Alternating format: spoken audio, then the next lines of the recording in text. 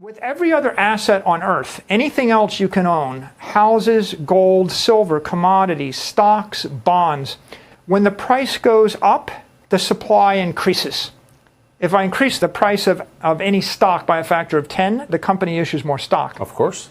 Bitcoin's the only thing in the world that's inelastic to price. If the price of Bitcoin triples, you can't make any more.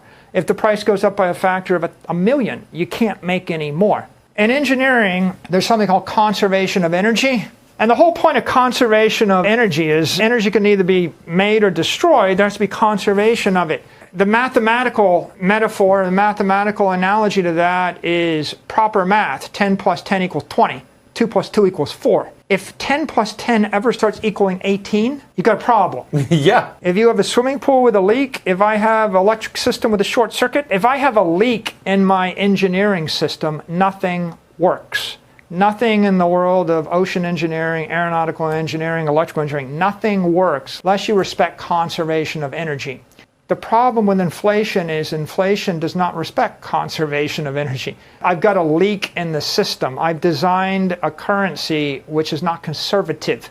So properly understood, if you said, I want a conservative money supply, a conservative money supply would be there's $10 billion in the economy and nobody prints anymore. Right. And that's the Austrian economic sound money principle. Bitcoin is a conservative monetary system. It's the first system that respects the laws of thermodynamics and the laws of physics and the laws of math, which means it is true and pure.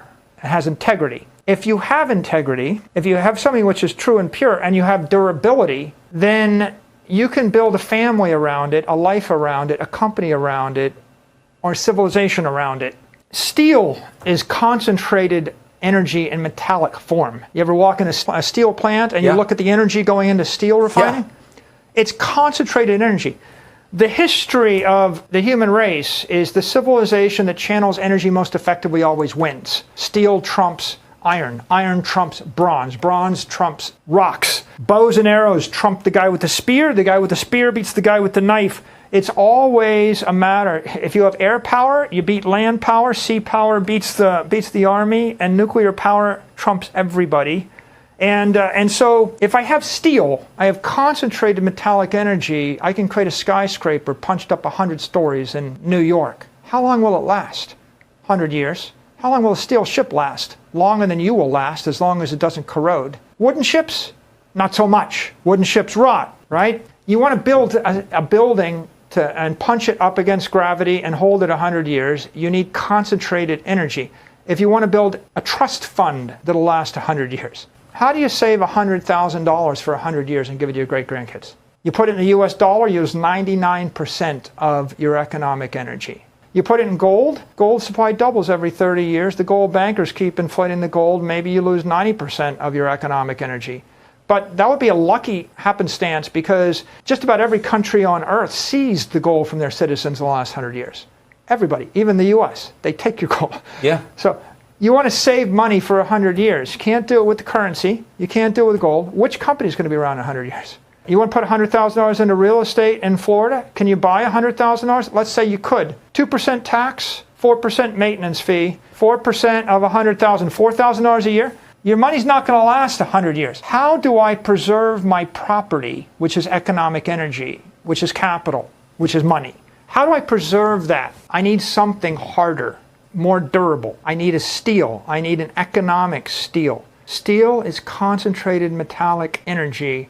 Bitcoin is concentrated digital energy. It's energy in digital form. I eliminated the friction on energy.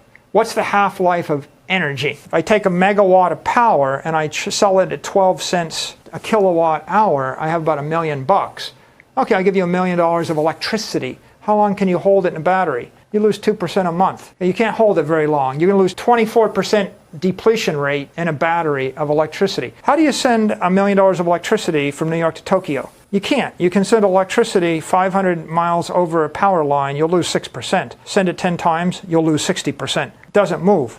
Convert that energy, that electricity, into digital energy, a la Bitcoin. You upgrade it. If you were to convert a megawatt of power via a Bitcoin miner into Bitcoin, you'd have about $5 million worth of Bitcoin. You can hold it forever. You can send it to Tokyo for a nickel. You can put it in a trust fund.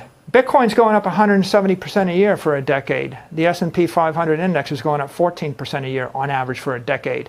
Gold is flat. It's not going anywhere. It's getting demonetized. It's a dead rock in a basement. It's not fast enough. You can't put gold on an iPhone. Gold's getting depleted, inflated, and manipulated away by the bankers and the miners. So Bitcoin is simply pure economic energy.